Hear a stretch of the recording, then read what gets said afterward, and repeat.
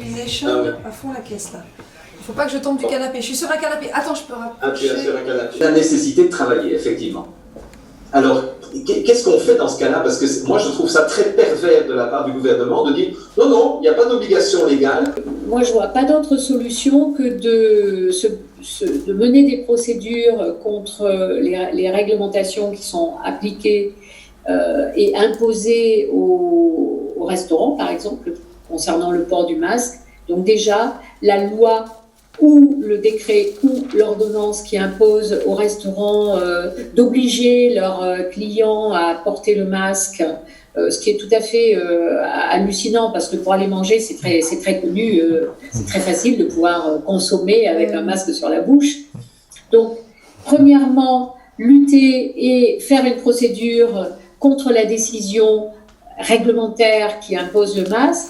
Ensuite, deuxièmement, se regrouper, que les commerçants se regroupent pour manifester et pour faire ce qu'on appelle un acte de désobéissance. Tous les restaurants refusent de faire porter le masque à leurs clients, tous, absolument tous, s'il y a une vraie unité, une vraie union et qu'ils y vont grouper, il va y avoir une modification probablement de la réglementation que l'on considère comme étant inique.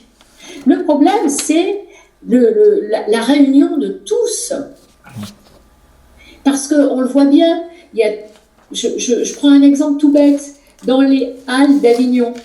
Je vais ce matin aux halles d'Avignon. Il est écrit encore, l'ancien panneau, nous exigeons que vous portiez le masque et vous devez vous laver les mains au gel hydroalcoolique.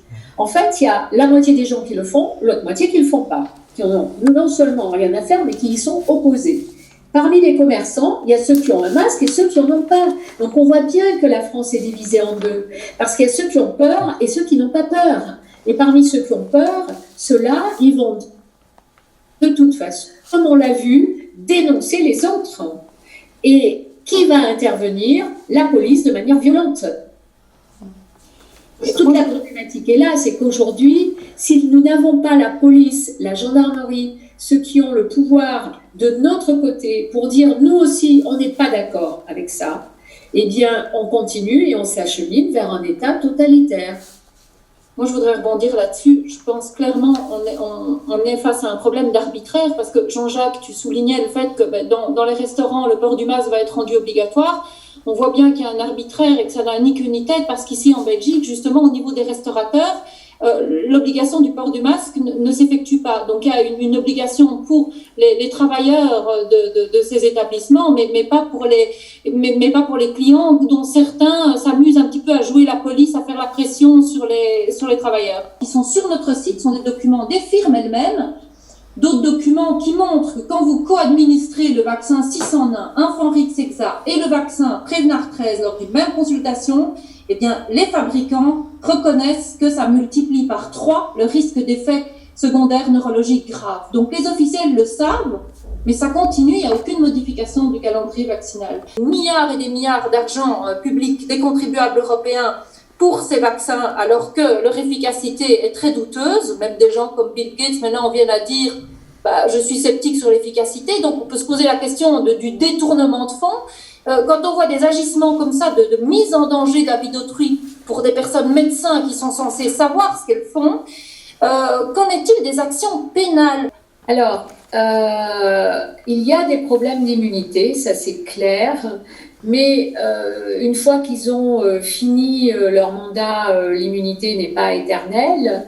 Et puis, il y a des procédures pénales qu'on peut mettre en œuvre contre un certain nombre d'hommes politiques, de dirigeants de laboratoires pharmaceutiques. C'est vrai que ça pourrait, par exemple, le cas de Servier avec le Mediator, c'est toujours pas terminé.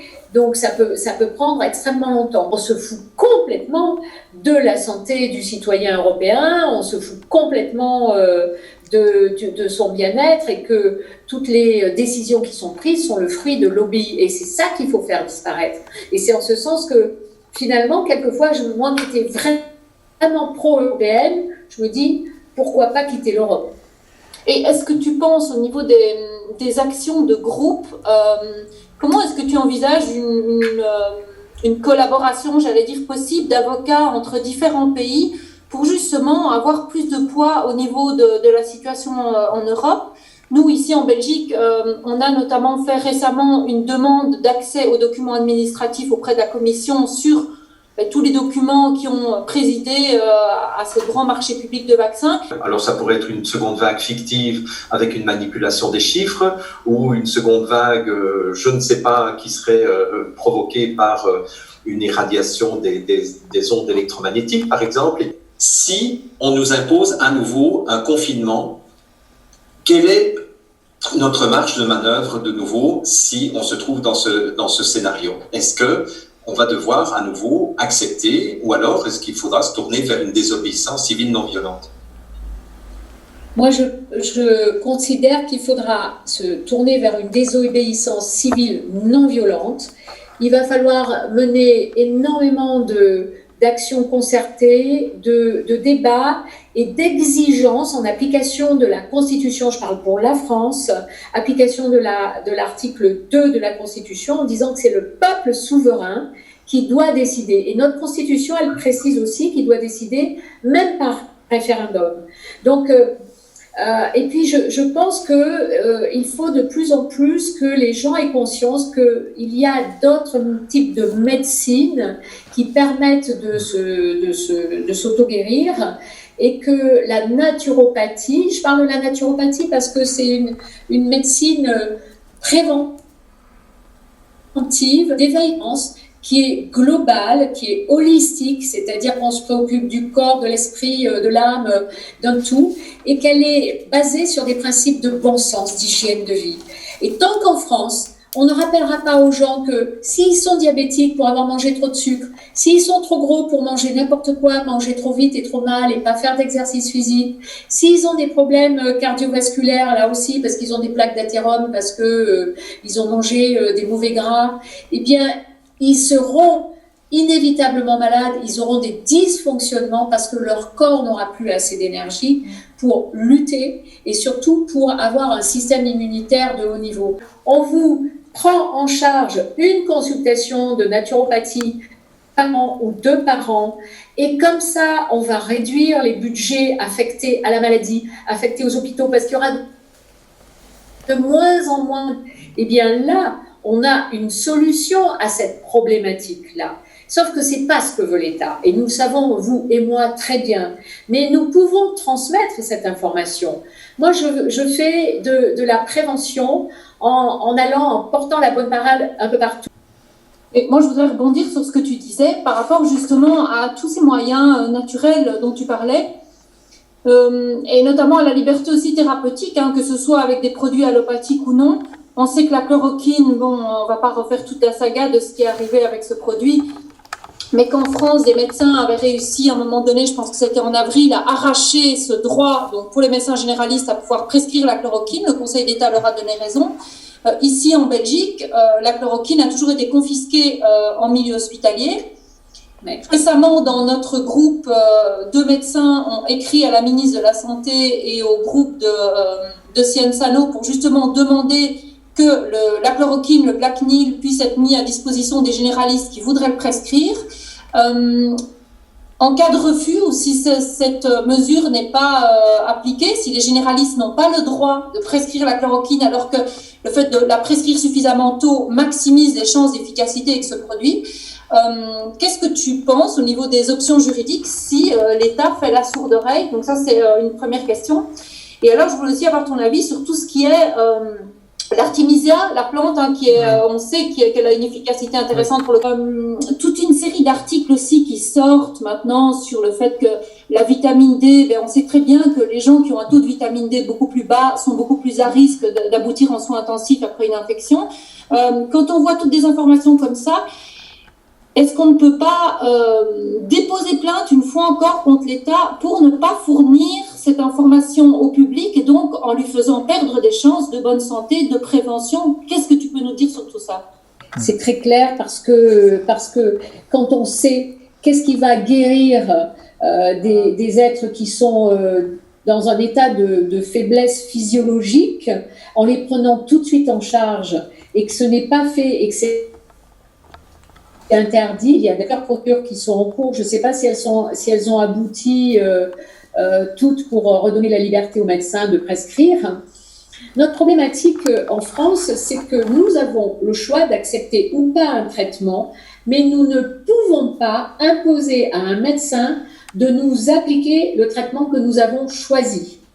Alors, nous avons pour nous un article du Code de la santé publique, qui est un article fondamental, puisque c'est l'article L1111-4, qui dit que toute personne prend avec le professionnel de santé et compte tenu des informations et des préconisations qu'il lui fournit, les décisions concernant sa santé.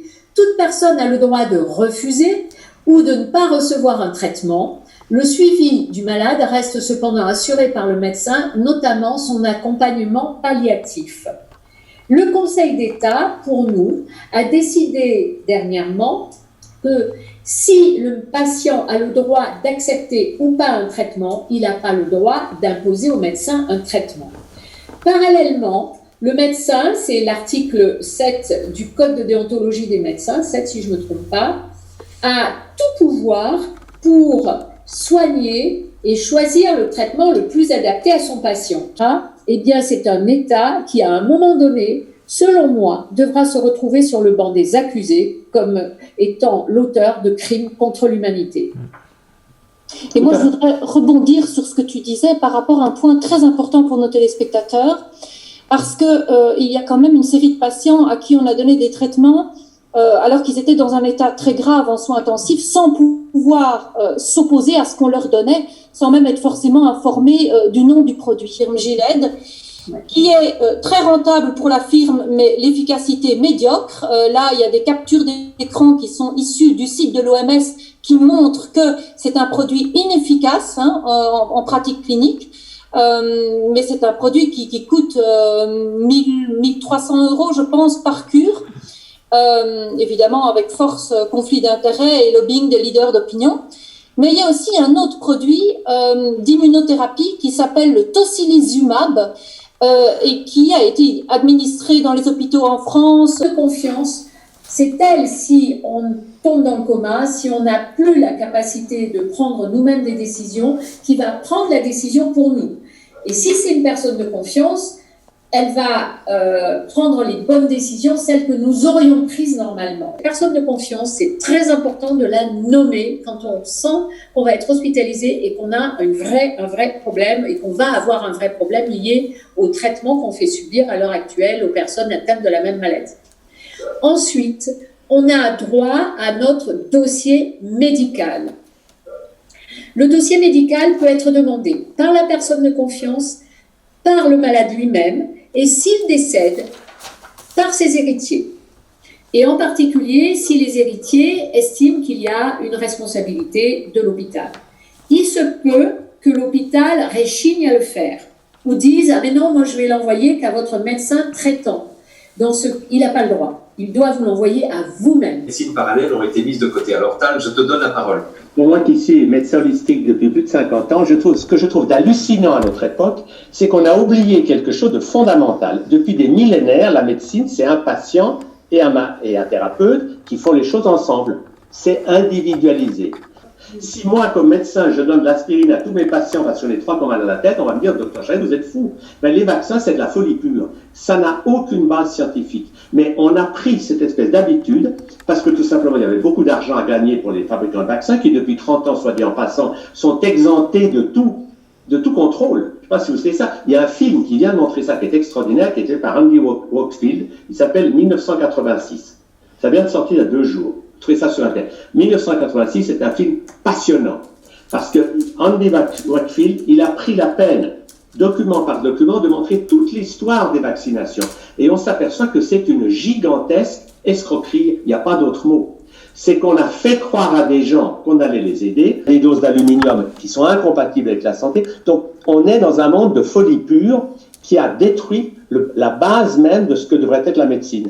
Et une des choses que la médecine devrait faire, c'est d'informer les gens que leur mode de vie a une importance dans ce qui leur arrive. Mais croire que la maladie vient de l'extérieur et que c'est un vaccin qui va nous protéger, tout ça, c'est incroyable. C'est une énorme illusion collective, mais qui est soigneusement entretenue par les médias payés par les mondialistes. Alors moi, ce que je crois, c'est qu'on est à un temps de réveil obligatoire.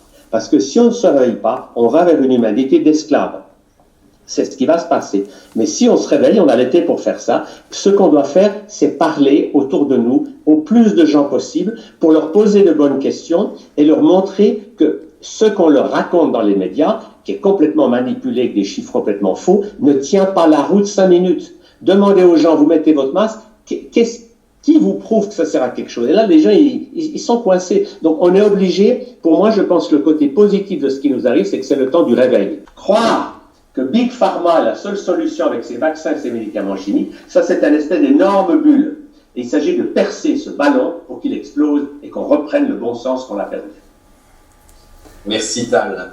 Alors je sais que... Ah oui, pardon, vas-y Anne-Victoria. Oui, le problème, et là c'est ma casquette de naturopathe que j'utilise, c'est qu'il y a énormément de médecins qui croient dans la vaccination et qui disent mais la poliomyélite a été éradiquée grâce à la vaccination. Il y a plus de rougeole grâce à la vaccination. Regardez, elle a réapparu là parce qu'il y a de moins en moins de gens qui se font vacciner contre la rougeole. Ben, il faut les informer. C'est ça le problème, c'est que l'information, la plupart des médecins n'ont pas l'information. Ils ne connaissent que le point de vue vaccinal, mais tous les livres, les centaines de livres, les milliers d'études. Moi, j'ai pris toutes des études de l'OMS elle-même qui montrent que les vaccins, ça marche pas. Je ne les ai pas inventés, ces études. J'ai mis ça dans mes livres. Ce sont des mythes, mais c'est des mythes qui ne résistent pas à un examen tranquille, factuel, où on regarde les faits. Et quand on regarde les faits, moi, mon rôle, c'est de dire aux gens, ne me croyez pas, mais on vous dit ça, ok. Étudiez ceux qui disent le contraire. Quand vous aurez vu les deux points de vue, vous choisirez ce qui vous semble le plus juste. Et c'est ce qui se passe aujourd'hui. Par exemple, une des choses qu'on doit dire aux parents, c'est aller voir le film Vacced. Parce que ce sont des films, il y en a deux, il y a Vacced 1 et Vacced 2, et c'est sur Internet, et c'est bouleversant. Parce que quand vous voyez tous ces parents qui vous disent le drame qu'ils ont eu après les vaccinations, ça, le cœur s'ouvre. Vous ne pouvez pas rester avec l'idée de ce qu'on vous raconte dans les médias, parce que vous avez affaire à des gens vrais, qui vous parlent des drames qu'ils ont eu à cause des vaccins. Et encore, c'est un chiffre bas, par année depuis 50 ans. Et bien, ça fait 50 millions d'Américains qui sont morts de Big Pharma. Ben, si ça, c'est pas un génocide, je sais pas ce que c'est. Mais on s'est pas rendu compte que la médecine moderne tue beaucoup, beaucoup. Et encore aujourd'hui, quand on nous a sorti de cette grippe du coronavirus, c'était une pandémie, le mot est ridicule. C'est pas une pandémie du tout. Une pandémie, ça serait une maladie très importante. Or, c'était une grippe comme celle des autres années. Donc, le mot pandémie était déjà un mot faux que l'OMS a trafiqué. Alors, il faut que les gens se réveillent, qu'ils écoutent d'autres sons de cloche pour qu'ils prennent conscience qu'on leur ment depuis longtemps en leur faisant croire des choses qui n'ont qu'un but, c'est de leur piquer un maximum d'argent. Si l'artémisia fait partie, je ne l'ai pas vérifié, de la pharmacopée européenne, c'est ça surtout qu'il faut regarder, et si elle est autorisée dans d'autres pays européens, ce qui est le cas puisqu'il me semble qu'elle est autorisée en Allemagne, non? Oui, je crois. On peut tout à fait commander dans ces pays-là pour l'utiliser sur le sol français. Ce qui n'est pas possible éventuellement, enfin c'est pas que ce n'est pas possible. Tous les produits qui sont autorisés sur le sol des pays européens doivent pouvoir être vendus dans les pays européens autres. Parce que à partir du moment où il y a eu une autorisation de mise sur le marché pour ce produit-là, qu'il soit qualifié de médicament ou de complément alimentaire, ça dépend si il a une allégation de santé ou pas, eh bien il va pouvoir être vendu dans les pays européens, dans les autres pays européens qui ont juste un droit de contrôler que les risques qui sont liés à la consommation de ce médicament ou de ce complément alimentaire ou de cette plante ne sont pas supérieurs aux bienfaits. Du germe, la théorie du germe de Pasteur, on en parle à chaque fois, mais pour moi c'est tellement important de comprendre ce que c'est qu'une bactérie, ce que c'est qu'un virus, que ce ne sont pas les causes des maladies ou des états de mal-être, de mauvaise santé, mais juste les conséquences. Les bactéries, je vous rappelle, enfin je ne suis pas médecin, mais j'ai pas mal étudié la question, sont ce qui permet d'avoir un système immunitaire en bonne santé. Notamment quand on se lave les mains toute la journée avec du gel hydroalcoolique, on enlève toutes les couches de bactéries qui nous protègent. Le masque qui nous empêche de respirer, plus ça, la deuxième vague, elle est assurée pour l'automne. À mon avis, c'est ça qui va créer la deuxième vague. Donc pour revenir à tout ça, Claude Bernard, Antoine Béchamp et Pasteur, sur son lit de mort, dit-on, nous ont bien dit que le microbe n'était rien et que le terrain était tout. Moi, j'aimerais qu'on remette vraiment en cause cette théorie qui nous fait marcher complètement à l'envers.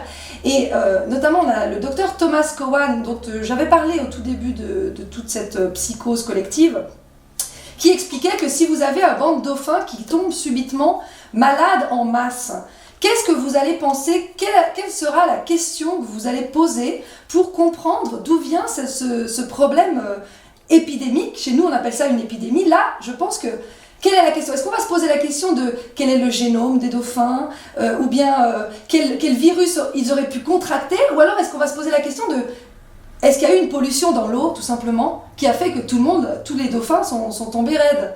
Alors nous, on a eu plusieurs pollutions déjà électromagnétiques, et j'en viens à ma question justement à la fin de ce petit exposé sur les ondes.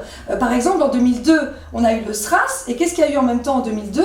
On a eu la 3G. Et puis en 2014, on a eu Ebola, disons l'Afrique a eu Ebola, et puis en même temps que la 4G. En 2009, c'était l'explosion des smartphones, on a eu la grippe H1N1, Jean-Jacques, tu t'en rappelles puisque tu as beaucoup lutté sur ce sujet. En 1918, la grippe espagnole, c'était les ondes radio. En 1968, c'était le développement des satellites pendant, je ne sais plus exactement quelle maladie il y avait à ce moment-là, mais disons que les modifications de champ électromagnétiques créent un désordre, créent un rééquilibrage à faire, et puis à ce moment-là, le corps se nettoie et a des virus et tombe malade pour se nettoyer, non pas pour nous tuer. Je rappelle qu'une maladie, ça sert à se nettoyer. Et j'en viens donc à ma question sur la 5G. Alors je sais que tous les médias mainstream nous disent que c'est complètement aberrant et complotiste de penser que la 5G a un rapport avec notre état de santé, mais moi j'aimerais savoir ce que Anne-Victoria pense du déploiement justement de la 5G en corrélation avec les vagues à Wuhan ou à d'autres endroits comme en Italie, à Bergame, notamment justement à cause de ce fort déploiement de la 5G en simultanéité avec les crises de coronavirus. Alors, pour la 5G, l'atteinte aux cellules est évidente puisque ce sont des ondes millimétriques pulsées et qu'on sait que ces ondes millimétriques pulsées vont ouvrir le canal calcique voltage dépendant des cellules et ça va avoir pour effet de faire tomber totalement le système immunitaire.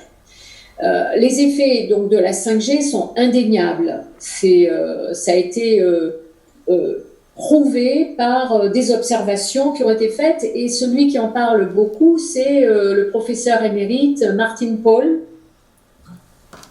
Et ce qu'il a écrit est très documenté et très clair, c'est très digne d'intérêt et de sérieux.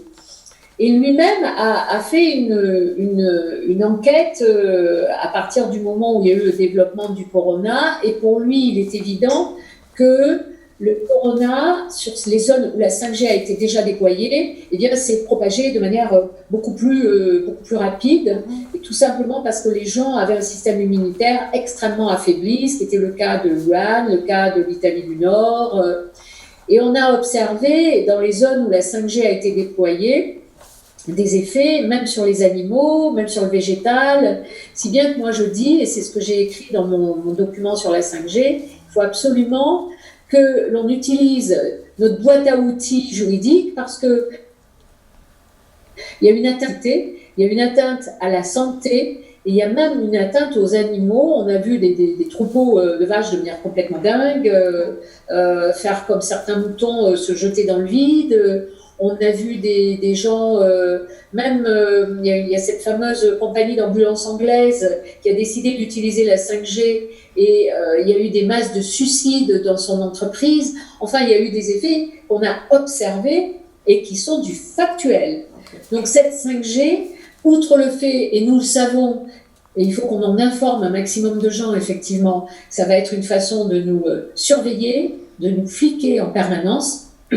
Eh bien, c'est une atteinte dramatique à notre santé. J'en parle beaucoup avec des médecins autour de moi qui sont plus scientifiques que moi, parce que bien évidemment je ne suis pas une scientifique, même si j'ai une solide formation en naturopathie. Eh bien, ils sont tous, mais absolument tous, convaincus de l'effet dramatique de la 5G sur notre santé. Le problème, c'est que le Conseil d'État a déjà été saisi, et le Conseil d'État a indiqué que tant que la 5G n'était pas déployée, on ne pouvait même pas appliquer l'article L111 du Code de l'environnement, qui est l'article sur le principe de précaution. Donc là, pour cette 5G, malheureusement, il y a une action générale contre les décisions de l'État qui est mise en œuvre par MySmart Cabinet. Et donc, n'oublions rien. Mais il va y avoir toutes les actions locales qu'il va falloir mettre en œuvre avec les actions troubles de voisinage, qui seront des actions soit par des associations qui ont un intérêt à agir, soit par des locaux, des voisins qui vont se regrouper tous ensemble, des installations d'antennes sans autorisation. Donc là, il va falloir faire des procédures contre l'État, mais ce sera le tribunal administratif à nouveau qui sera compétent. Mais il faut mener toutes ces procédures, mais il faut y aller ensemble. Pourquoi ? Parce qu'un individu X qui fait une procédure tout seul contre une antenne, eh bien, cher, ça va lui demander énormément d'énergie, il va sûrement abandonner, et ensuite, on va dire, il n'y en a qu'un seul qui prétend qu'il a des effets secondaires. Donc, si on y va tous ensemble, et par le biais d'associations, ça sera beaucoup plus efficace. Mais malheureusement, on ne va pas pouvoir éviter, parallèlement à la procédure de MySmart Cabinet contre les autorisations de 5G nationales, on ne va pas pouvoir éviter les actions locales. On est bien au-delà du principe de précaution, je pense. Il y a déjà des troubles qui ont été constatés. Et alors, j'ai lu récemment, enfin on vous mettra les liens, mais qu'au Kazakhstan, il y a un article qui faisait état de plusieurs centaines de morts. Je pense que c'est lié à une infection. Et justement, le Kazakhstan est un pays assez avancé dans le développement de la 5G. Donc là aussi, ça posait un peu le lien que tu faisais.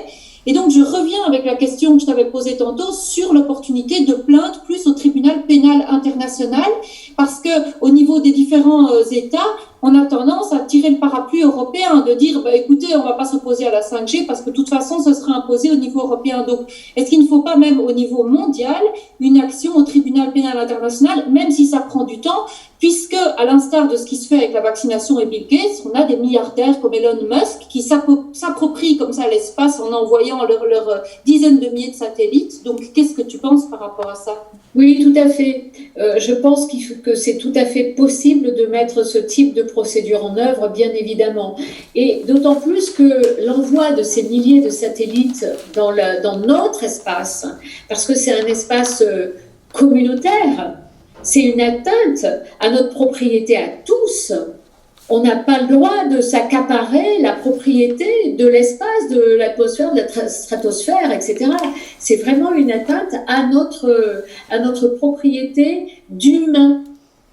Est-ce que ce ne serait pas une bonne idée, selon toi, de faire ici, maintenant, un appel à un maximum d'autres juristes, à un maximum d'avocats, à nous rejoindre, à nous contacter, à s'emparer du sujet ?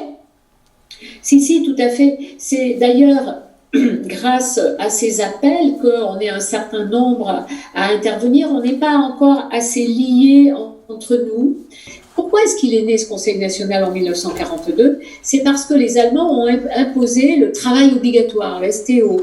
Et là, tout à coup, tous les groupes de résistants qui étaient parsemés, qui n'étaient pas liés et qui ne se concertaient pas, ont décidé de tous se lier ensemble pour créer la fameuse résistance nationale qui a permis de gagner la guerre. Et bien là, tu as tout à fait raison. Il faut qu'on se lie tous pour mettre ensemble ces procédures et que tous les avocats se mettent ensemble. Et du reste, nous prêtons un serment aussi quand nous devenons avocats, les médecins, le serment d'Hippocrate, mais nous avons notre propre serment, qui est de mettre au service du citoyen, de l'homme, de la femme, de l'enfant, etc., nos compétences et nos capacités pour les sauvegarder. Et je considère que chaque avocat doit toujours donner une partie de son temps qui n'est pas très importante, une partie de son temps, à la sauvegarde du citoyen et à la sauvegarde de l'humanité. C'est ce que j'ai toujours fait. C'est pour ça que je me suis toujours battue pour des causes qui me paraissaient des causes éthiques extrêmement importantes, parce qu'en faisant ça, on se sauvegarde nous-mêmes. Et c'est vraiment important. C'est pour ça que tu as raison. Je fais appel à tous mes confrères, toutes mes consoeurs, tous mes confrères, de nous contacter pour que, enfin, eh bien, nous réunissions tous et que nous apportions tous nos compétences pour la défense de droits fondamentaux suprêmes que sont ceux-là. Pour cette partie des questions-réponses, vraiment merci beaucoup Anne-Victoria, et je vais encore te mettre à contribution pendant quelques instants, puisque c'est une tradition maintenant dans notre émission L'Info en question, c'est qu'on fait un dernier tour de table. Ce qui est en train de se passer de magique et de merveilleux, c'est que les êtres humains sont comme obligés de s'éveiller à qui ils sont vraiment. Parce que si on est dans le matérialisme et qu'on voit que la mort, alors on a peur, on veut des vaccins. Bon, si on comprend qu'on est des êtres de lumière incarnés dans un corps de matière, on respire et la clé pour moi, c'est que chacun apprenne à se laisser guider par lui et plus par les autres. Parce que obéir à autrui, ça n'a jamais donné de la joie et du bonheur. Mais obéir à soi-même, quand on est relié à son corps de lumière, ça c'est le futur. Et je suis sûr qu'on va y arriver avec ça. Une naissance d'une humanité consciente. Parole qui prend la suite. Je veux bien. Moi, j'ai adoré l'intervention d'Anne-Victoria. Je trouve que c'était très, très pratique. Effectivement, ça donne beaucoup d'énergie, beaucoup d'enthousiasme pour tous ceux qui sont sur le terrain et qui doivent effectivement s'allier de plus en plus. Donc, moi, je réitère vraiment et je double l'appel d'Anne-Victoria par rapport aux juristes, aux avocats, aux médecins, aux scientifiques, aux professionnels de santé. Vous êtes de plus en plus nombreux à nous contacter. Parce qu'il y a un malaise parmi vous, parce que vous avez envie d'avoir une vraie liberté de soigner, un vrai respect pour l'autonomie de vos patients. Donc, continuez. Continuez à œuvrer, contactez-nous, organisez-vous en groupe de thérapeutes et croyons vraiment en un futur meilleur, puisqu'on peut le construire nous-mêmes. Voilà. Alors moi, il y a plusieurs choses. Il y a des événements, et puis il y a ce que je fais en ce moment, et puis il y a un appel. Alors, la première chose, donc, c'est mardi prochain, il y a une conférence de presse sur le référendum qu'on a lancé il y a 2 semaines pour dire non à l'application Suisse Covid, qu'on continue à faire signer, que je vous mettrai en lien, comme ça on peut l'imprimer, vous pouvez l'imprimer et le faire signer vous. Donc, conférence de presse qui sera précédée normalement d'une réunion publique et puis ensuite d'un verre tous ensemble. Donc ça, je vous donnerai des détails quand je les aurai. Ensuite, 25 juillet, donc samedi 25 juillet, on a une manif à Genève qui part à 13h de la Poste du Mont-Blanc, qui dénonce le service de protection des mineurs. Je rappelle qu'on a une de nos contacts qui est grand-mère et qui a son petit-fils qui est enfermé dans un foyer sans raison et qu'on aimerait bien le libérer. Il y a beaucoup de cas dans ce similaire. Le 31 juillet, il y a un vernissage, toujours à Genève, aux Phénoménaux de Jean-Dominique Michel pour son dernier livre. Donc ce sera à partir de 19h. Ensuite, il y a, ça c'est des tracts que je mettrai peut-être pour le masque, pour expliquer donc que ça diminue l'oxygène, etc. Tous les défauts du masque, avec un petit texte derrière. Ça, on le donne dans les bus en ce moment, mais il ne faut pas le dire. Donc ça, c'est loupé, je pense. Et oui, et je fais un appel à un avocat dans le canton de Vaud, parce que figurez-vous qu'on a un avocat qui dénonce ces masques obligatoires dans les commerces, dans le canton du Jura. Donc c'est les fameux 2 cantons, vous savez, qui obligent le masque avec des ordonnances complètement illégitimes. On a un avocat qui s'occupe du canton du Jura, on aimerait un avocat qui s'occupe du canton de Vaud pour récuser cette obligation de porter des masques dans les commerces. Donc ça, c'est un appel que je lance. Et puis, je crois que j'ai tout dit. Donc moi, ce que je fais, c'est comme d'habitude, je réponds aux messages, je rencontre les personnes, je parle aux gens qui ont des masques en leur demandant s'ils n'ont pas trop chaud, s'ils ne s'intoxiquent pas trop, si ce n'est pas leur employeur qui les oblige à porter des masques. Et souvent, on me dit, la dernière fois, on m'a dit, désolée, je suis pas trop longue, mais c'est juste une anecdote. J'étais dans un magasin de chaussures et je demande au monsieur, donc, vous avez un masque, ça va, c'est pas trop, c'est votre employeur qui vous oblige à le porter ou c'est un choix personnel? Il me dit, c'est mon employeur, mais c'est aussi un choix parce que quand même, c'est grave. Je dis, mais vous savez que les virus, ça passe à travers les trous, hein, Et puis il a commencé à m'écouter, il dit ah bon et puis à la fin il avait le masque en bas et puis il avait plus du tout envie de porter le masque. Donc moi je fais un petite propagande comme ça et ça marche assez bien. Donc je continue et je vous dis faites avec le sourire, grand sourire pour donner envie aux gens aussi parce qu'avec les masques on voit plus rien et moi je continue comme ça. Bien, merci. En recommandant aussi de se connecter effectivement à ce qui nous fait du bien.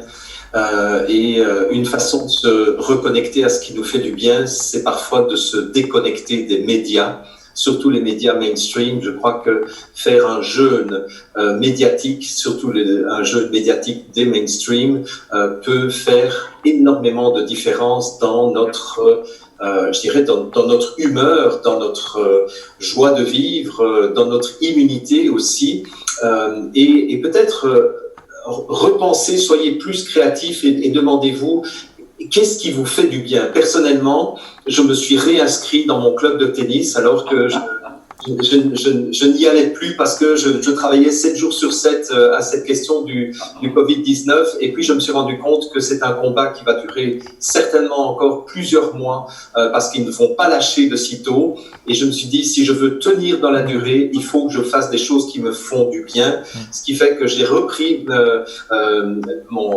ma cotisation au club de tennis et je me suis remis à jouer du piano, voilà. Et donc chacun, je pense, ce serait important que vous trouviez des choses qui vous font du bien pour pouvoir traverser toutes ces choses qu'on va nous faire traverser encore probablement dans les prochains mois.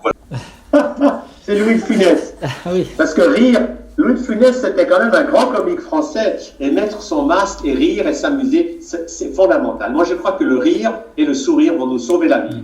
Parce que le sourire et le rire, c'est comme ça que ça fait exploser les masques. Alors, je vais te faire une confidence, Tal. J'ai été rechercher dans ma DVTech toute la collection des films de Louis de Funès et je suis en train de me les repasser tous les uns après les autres et je me marre le soir quand j'en ai marre de travailler sur le Covid-19. Eh bien, je me paye un Louis de Funès et c'est très bien comme ça. Donc, en tout cas, au nom de toute l'équipe, je tiens à remercier Anne-Victoria Farfalet de sa disponibilité, de son engagement et je dirais que ça me fait tellement plaisir de voir que des êtres prennent leur vie en main, prennent leur mission tellement au sérieux et mobilisent autour d'eux toute une série d'autres personnes. Et ce que j'ai entendu, moi, ce que je retiens ce soir de cette émission, c'est l'importance de se fédérer, l'importance de ne pas se battre seul, mais vraiment de s'unir de plus en plus. Et d'ailleurs, en tant qu'ancien Belge, je me souviens toujours que je dirais la devise nationale de la Belgique, c'est « l'union fait la force ». Donc, merci beaucoup Anne-Victoria, merci Tal, merci Sophie, merci Chloé et on vous donne rendez-vous jeudi prochain. À très très bientôt. Au revoir. Merci. Merci beaucoup à vous tous aussi de votre combat. Voilà, ça y est. Super. Alors, qu'est-ce que vous avez pensé de cette émission? Super, moi j'ai été Génial. super enthousiaste. Ouais. Ah oui, Anne-Victoria était vraiment impeccable. Ouais, impeccable. Génial, Anne-Victoria, merci beaucoup. Merci. J'aime beaucoup enseigner. Je peux venir vous faire des conférences sur ce que vous voulez qui relève du droit ou de la naturopathie. J'adore.